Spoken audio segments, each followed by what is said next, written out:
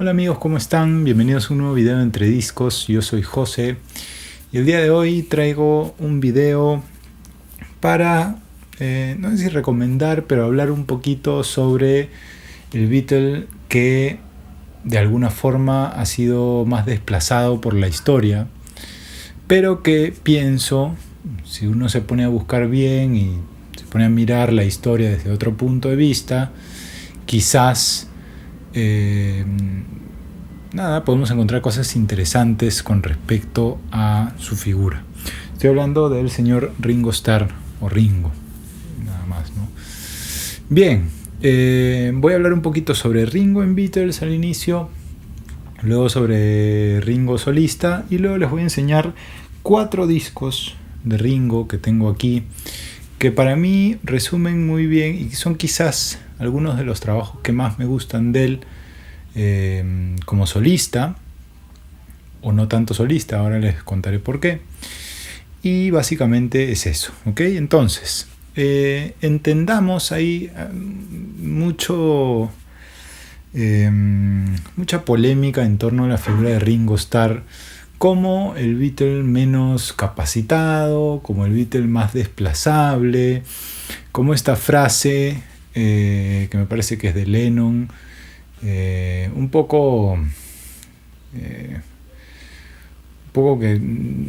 desacertada, en donde le preguntan a Lennon sobre si Ringo era el mejor baterista del mundo y él dice ni siquiera era el mejor baterista de los Beatles, ¿no? Hay que contextualizar varias cosas, ¿verdad? Bien, lo primero es que Ringo Starr era ya un baterista relativamente experimentado cuando se une a los Beatles. Y era mucho mejor, y es mucho mejor que Pete Best, y que todas las grabaciones de Pete Best. Y se escucha, o sea, los pocos registros que hay de Beatles con Pete Best denotan una falta de toque para con la música, ¿no? Ringo Starr era un baterista muy sólido, era un baterista con un beat o un pulso perfecto, la velocidad perfecta, era casi un metrónomo, ¿okay? Era un tipo que además tenía mucho groove, y es algo que lamentablemente muchas personas que están acostumbradas a otros estilos o que quizás no conocen del funcionamiento del instrumento, muchas veces no se aprecia tanto esta virtud como hacer un solo de batería o hacer unos fills súper complejos. Yo creo que tengo cierto, no quiero decir autoridad, pero tengo cierto criterio formado para poder opinar acerca del tema. Yo he estudiado batería desde que tengo 4 años y lo sigo haciendo, y de hecho es mi profesión y tal. No siempre lo digo acá en los videos, pero reconozco, más allá de mi fanatismo por Beatles, que es algo que tengo que aceptar desde luego, y por eso quizás no soy tan objetivo, pero sí debo decir que Ringo Starr tiene algunas características o algunas cualidades como baterista que muchos bateristas muy reconocidos no tienen, o que no tienen como él, ¿no? Hay algunas baterías específicas de Beatles que quiero señalar, especialmente I Feel Fine, temas como Rain, bueno, todas las baterías del Revolver están muy bien. She Said, baterías, bueno, las del Abbey Road, ¿no? Las cosas que hace en Something, las cosas que hace en Here Comes the Sun.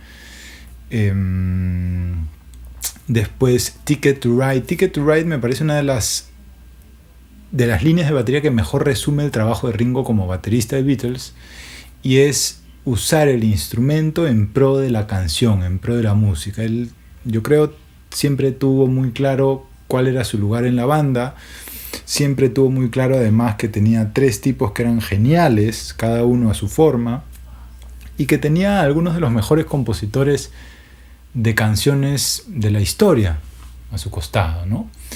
Hay que ver también cómo tocaba Ringo Starr en vivo, no solamente en los discos, que suenan muy bien, pero también en vivo, ¿no? Un baterista que no tenía metrónomo, que no tenía retorno, que no escuchaba lo que hacían sus 3 compañeros adelante, que seguía el pulso solamente con ver cómo bailaban los que estaban adelante.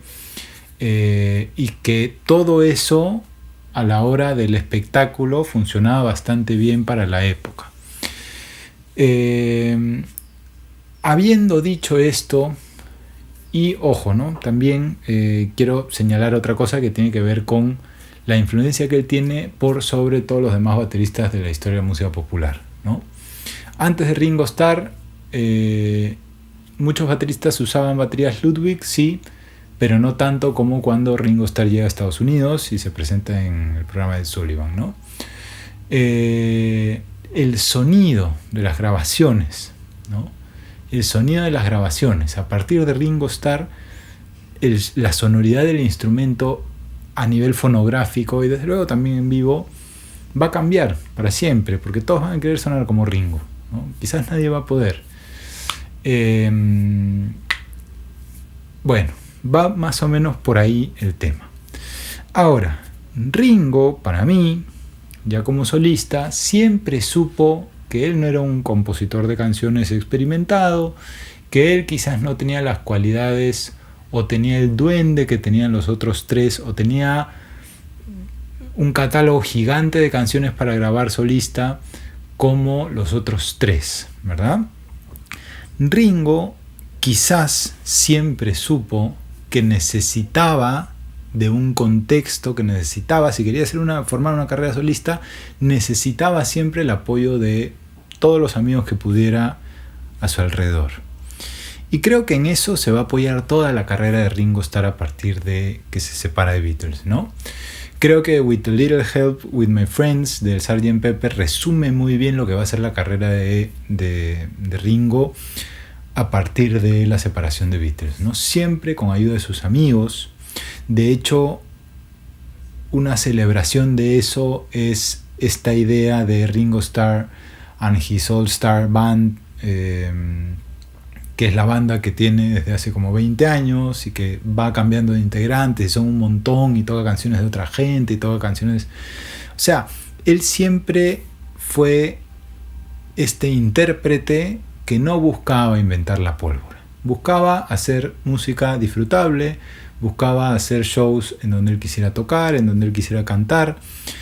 Cada vez, es cierto, relegó más su papel como baterista y fue más su papel como cantante o como figura principal lejos de la batería, pero igual siempre continuó con su instrumento, ¿verdad?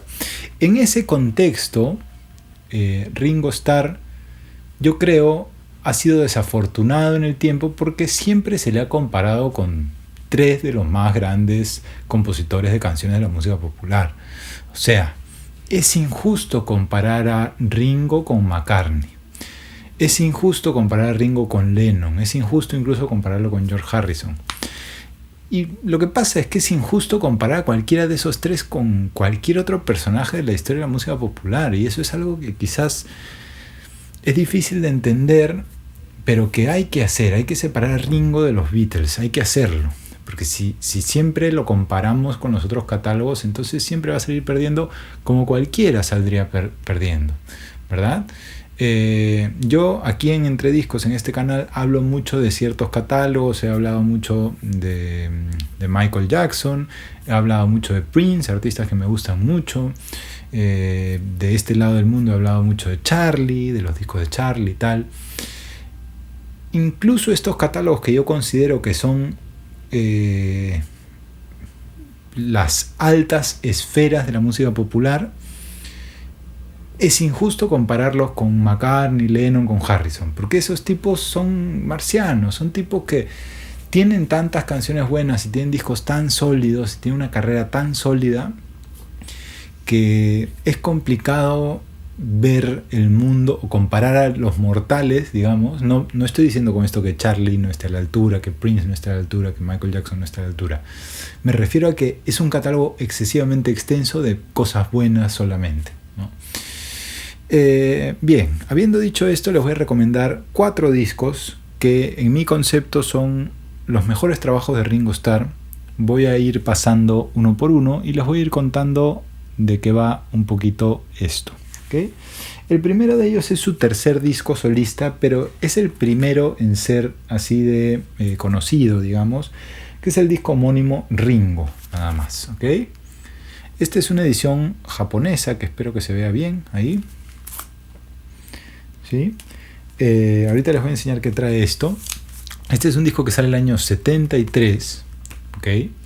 Y que cuenta con la participación de, y acá es a lo que voy, ¿no? Ringo primero hace 2 discos, un poquito revisitando catálogos de la música norteamericana, un disco de country, etcétera, etcétera. Y después se dedica, bueno, voy a hacer un disco de música popular otra vez. Voy a volver a las raíces, voy a volver a lo que, bueno, hice o lo que he hecho, lo que me gusta, lo que está sonando en este momento. Y hace este disco, ¿verdad?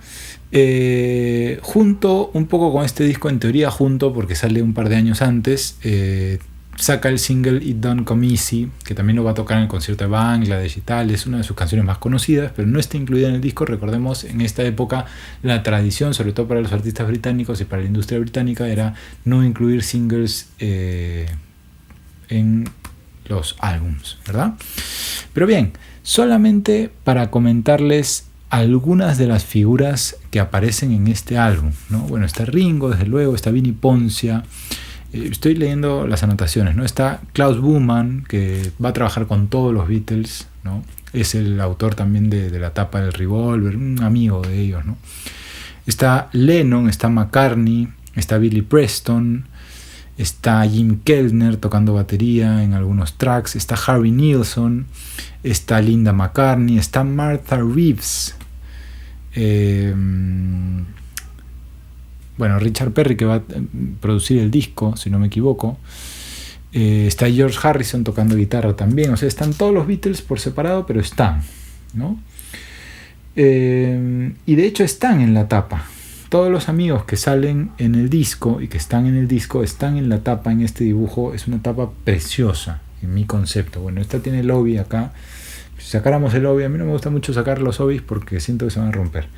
Pero bueno, están todos en la tapa. Los que quieran pueden ir a buscar una fotografía en alta definición de la tapa. Este es posiblemente el disco más sólido de Ringo, ¿ok? Posiblemente el disco más sólido de Ringo. Tiene temas como I Am the Greatest, Photograph, que es quizás uno de sus temas más conocidos. You're 16, que bueno, hoy en día sería un tema muy cancelable, sin duda. Oh My My también. 6 O'Clock es un tema que me gusta mucho, de Paul McCartney. You and Me, que es de Harrison, ¿no? En realidad es un disco sólido de inicio a fin. Nuevamente, no los comparemos con, no porque no esté al nivel, pero me parece que es injusto compararlo con algo, esto. Sencillamente es un gran disco, ¿no? Les voy a enseñar, este disco además viene, bueno, esta es la versión japonesa, que siempre traen más extras y tal, pero todas las ediciones traían esto, que era un booklet precioso, con todas las estrellitas y tal, haciendo alusión un poco a su nombre, ¿no? Y tiene por cada tema una ilustración, no sé si se ve bien ahí, hecha por Klaus Bumann. Le pido a Klaus Bumann que haga ilustraciones sobre cada uno de los temas, ¿ok? Es una belleza, es una belleza. Me parece que las reediciones también traen esto, ¿ok? Está muy bien logrado, es un disco completo, ¿no? Esta edición japonesa trae esto de aquí, que son las letras en japonés, que es algo común en estas ediciones, ¿ok? Estas ediciones japonesas. Un poquito la cronología de Ringo Starr, con fotografías desde que está en Beatles y tal. Y bueno, siempre el promocional de los discos de esa época de Apple Records, ¿no? Vemos ahí los discos que habían lanzado hacia esta época, ¿no? Ya los 2 compilados de Beatles, el álbum azul y el rojo, los 2 primeros de Ringo, el Imagine, Sometime in New York City, el primero de Wings, el Red Rose Speedway. Bueno, todo este material, incluso está aquí el Approximately Infinite Universe de Yoko Ono, ¿no? Bien, en realidad es un gran disco, como ya digo, suena muy bien, además está muy bien grabado, tiene también esta onda muy de comunidad, ¿no? Es un disco muy de comunidad, por más de que también haya una alimentación al ego de Ringo Starr con I Am The Greatest y su nombre y todas esas cosas, pero es un disco que yo recomiendo mucho. Si nunca han escuchado nada de Ringo Starr y son todavía un poco reacios a meterse en ese catálogo, este es un buen álbum para empezar, es seguramente el mejor. El siguiente de esos discos es Goodnight Vienna, también muy recomendado. Esta sí es la edición americana normal, también de Apple Records, de EMI. Es un disco que sale ya en este contexto, ¿no? En el año 74, ¿okay? También, nuevamente, lleno de amigos, ¿no? Jim Kellner, está Lennon, está Vinnie Ponce otra vez, Klaus Buman, Elton John toca aquí, David Foster, Billy Preston otra vez, después, bueno, una serie de figuras. Está incluso May Pang haciendo coros, ¿no? O sea, hay un montón de gente haciendo coros, toda la gente que está en el estudio en ese momento posiblemente. Está Harry Nilsson también, que se va a sumar a este equipo de superestrellas de Ringo Starr. Y bueno, este disco quizás es sin duda una buena continuación, considero, de este Ringo, ¿no? Tiene temas como Goodnight Vienna, que es de Lennon, que es el tema que abre el disco y cierra el disco, ¿no? Porque es como medio conceptual, no tanto como conceptual, pero le quiso dar esa unidad, ¿no? Husbands and Wives es un buen tema. También hay un tema de Elton John, Snookeroo. All by Myself es un buen tema también. No No Song, y para mí la más sólida de todas, que es un cover, ¿no? Que es Only You, que es el tema este de los Platters, ¿no? Pero cantado en un ritmo más mid-tempo, más, qué sé yo, pero muy bien cantado por Ringo Starr. La verdad que es un buen disco. El siguiente disco, que es del año 76 y efectivamente es el siguiente después de estos dos, ¿no? Es este, que en lo personal es uno de mis favoritos, es el Ringo's Rotogravure, ¿okay? Ya Ringo fuera de Apple Records, ya fuera de EMI, hace un contrato con Atlantic Records, ¿okay? Esto tiene sello Atlantic, y hace este disco, que se consigue ahora, no está digitalizado, entonces hay que escucharlo en YouTube si alguno de ustedes quiere escucharlo. Quizás empiece a ser un poco menos sólido aquí, ¿no? Pero tiene algunas de las canciones más bonitas, y además a nivel, quiero decir, romántico si se quiere, es el último disco que reúne en la participación del álbum, en la grabación, a los 4 Beatles vivos, ¿ok? En este disco nuevamente trata de repetir un poquito esta onda de equipo, de superestrellas, de casi tribu, ¿no? Entonces va a estar nuevamente Lennon, va a estar McCartney, va a estar Linda McCartney, va a estar George Harrison por ahí, si no me equivoco, o de repente no estoy tan seguro si está Harrison, me parece que sí, porque creo que este es el último disco donde graban todos, ¿no? Está Peter Frampton tocando guitarra, está Clapton tocando guitarra, Jim Kellner otra vez, Klaus Buman otra vez, Harvey Nilsson otra vez, incluso tiene un tema con mariachi para todos mis amigos mexicanos que están viendo. La verdad que es un disco muy bueno. Yo destaco principalmente 2 temas que son los que más me gustan de este disco, pero en general es un disco correcto. Destaco I Still Love You, tema de Harrison, y destaco Pure Gold. Pure Gold es un tema de McCartney que, en mi opinión, es una de las letras mejor logradas de Paul McCartney de todo su catálogo, y solo la canta Ringo en este disco, no está en ninguna otra parte. McCartney nunca la grabó, nunca la tocó, nunca la cantó, nada, solo aquí, ¿ok? Hay un tema que tiene un título en español, también Las Brisas, que es el tema que tiene mariachi y tal. Pero bueno, muy recomendado. No está en streaming, no tengo la más mínima idea de por qué, porque lo debería hacer Rhino, pero bueno, no está. Y el último que quiero recomendar, y con esto vamos a terminar este video que se ha extendido demasiado, es el Stop and Smell the Roses del año 81. ¿Okay? Esto ya es fuera de Atlantic. En el medio, después de Rotogravure, hay 2 discos más, que la verdad no me he metido tanto en esos discos, los he escuchado así nomás, pero no me han vuelto loco. Y además no tengo copias de esos. Les estoy enseñando los discos que tengo de Ringo y que en mi opinión son los que más merecen estar en alguna colección. Este quizás es el último gran disco de Ringo Starr, un disco muy rockero entrado a los años 80, y tenía la intención, ya después de hacer películas y tal, tenía la intención un poco de volver al sonido de sus discos anteriores, ¿no? Esto es para la RCA.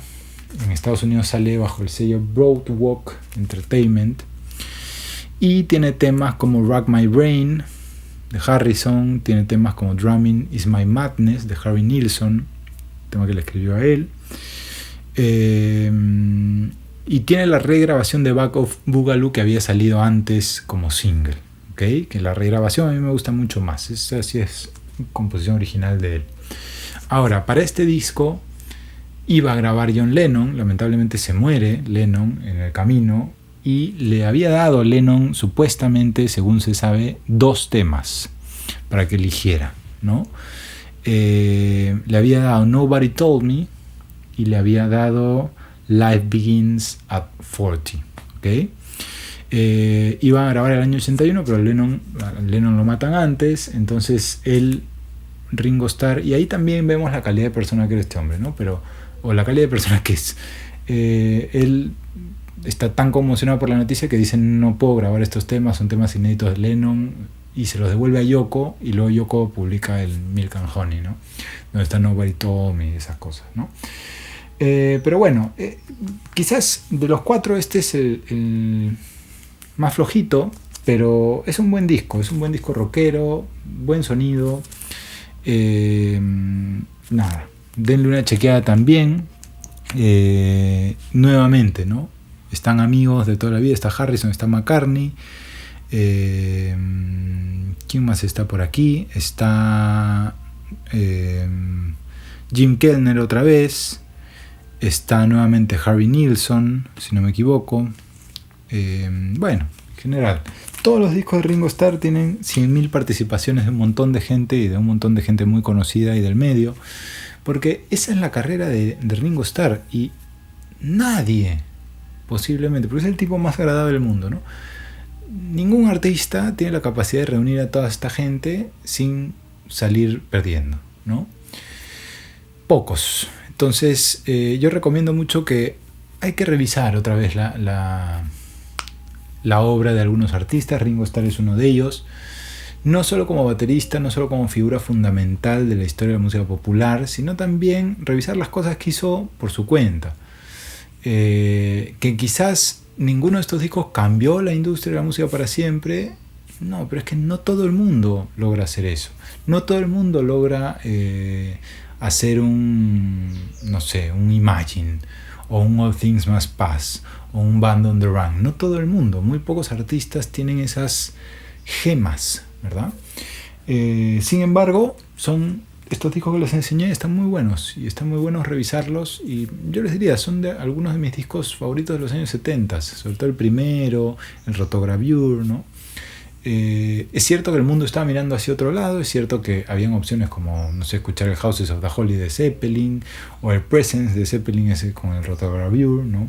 O estaba Queen en su apogeo, o sea, habían muchas cosas pasando alrededor, y por eso quizás estos discos han pasado tan al olvido, pero hay que revisarlos, sobre todo en tiempos actuales en los que ya toda esa música pasó, ya escuchamos el Led Zeppelin 4 250.000 veces, y bueno, un sonido de los años 70 y fresco, porque quizás muchos de nosotros no hemos escuchado mucho estos discos. Está bueno ir a revisar este catálogo. Así que nada, espero hayan disfrutado este video. Cuéntenme en sus comentarios cuáles de estos discos han escuchado, cuáles les gustan, Y si quieren ver más contenido relacionado a los discos de vinilo y a todas estas cosas, ya saben, pueden suscribirse. Gracias por llegar hasta el final del video. Nos vemos en un siguiente. Muchas gracias.